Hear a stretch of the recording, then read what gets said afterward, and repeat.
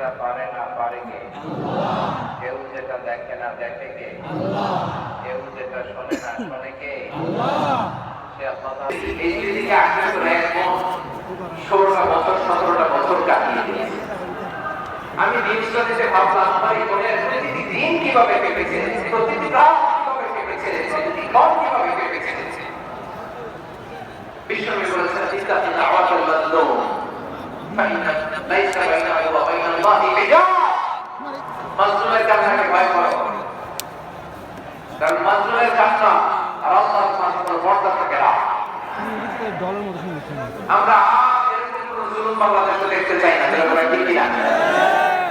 আর কেউ নতুন করে জালিম হোক আপনারা চান? আবার নতুন করে কেউ ফ্যাসিস্ট হোক আপনারা চান?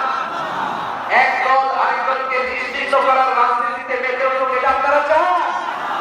আমরা বাংলাদেশকে আদর দিয়ে সাজাতে চাই।